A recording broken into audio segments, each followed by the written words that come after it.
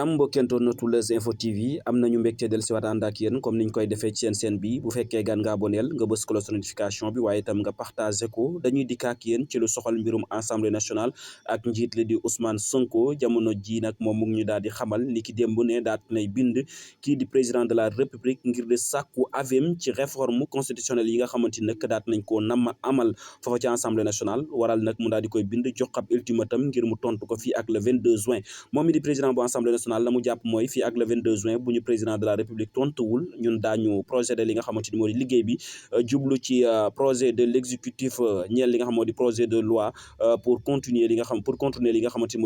moo di le président Sonko a déjà convoqué le bureau le 24 juin pour ñu programmer examen bi même sans réponse du président Bassirou Diomaye Faye moom daal la mu daal di xamle mooy même bu président de la république tontuwul fii ak le 22 juin ñoom daañu jublu ci liggéey bi waral sax moom mu daal di convoqué bureau bi niki le 24 juin bii ñu daal di dëkkmal bu ñu sukkandikoo ci assemblée nationale ak la direction de la communication et des relations publiques ñoom daal nañuy amal ab communiqué la ñu daal di xamle mooy la conférence des présidents de l'assemblée nationale daal di nañuy amal ab réunion niki samedi 20 juin 2026 tey jii bi 9h30 jotee waral le président de l'assemblée nationale moom nag daal di nay informé li nga xamante ni moo di conférence des présidents de l'assemblée nationale daal di leen di xamal ne daal nay jot niki démb ci aljuma ji yamook 19 juin 2026 avis wu kii di président de la république kon la ñu mën a xamle mooy kii di président de la république daal nay tontu assemblée nationale ci sàkkuteef gañ doon am soxal li nga xamante ni moo di proposition de loi portant révision de la constitution mu mel ni kii di président Diomaye daal dinay tontu Ousmane Sonko ca sàkkuteef gam doon am ba waralan sax mu joxal koy timatam ak ba le 22 juin bu ko président tontu wutan moom dana jublu ca liggéey ba jamono ji nag moom en conséquence comme niñ ko mën a waxe conformément aux dispositions des articles 103 de la constitution et 69 de son règlement intérieur moom assemblée nationale jamono ji le nag daal di day bëgg moom assemblée nationale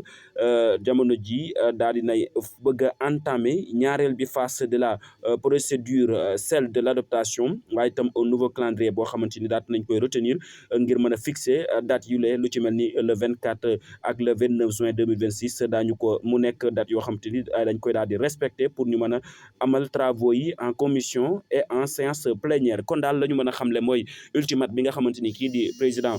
bu assemblée nationale di Ousmane Sonko joxoon na ko kii di président de la république ngir mu tontu ko avim ci proposition de loi bi nga xamante ni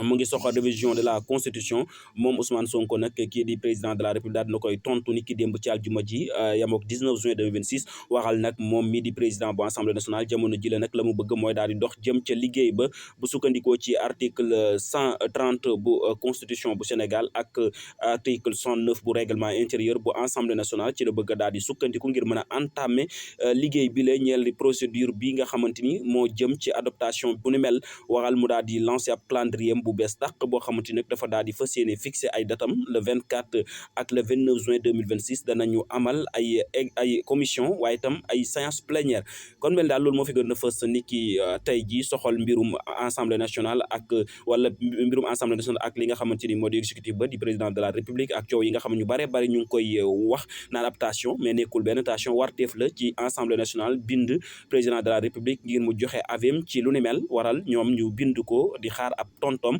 waaye itam ab tontom dafa daal di am ay limites yoo xamante ni ca la war a yem war a sax ci di président bu assemblée nationale joxoon ko ab limite ndiki le 22 ab ultimate ndiki le 22 juin avant loolu sax daal dina koy tontu ni ki démb di 19 juin 2026 kon ñu ngi leen sant baax di leen gërëm di am mbégte di ànd ak yéen bu fekkee gan ngeen seen bi abonné leen ngeen bës cloche notification waaye itam ngeen partagé ko ba ñeneen mën ci daal di jot jërë ngeen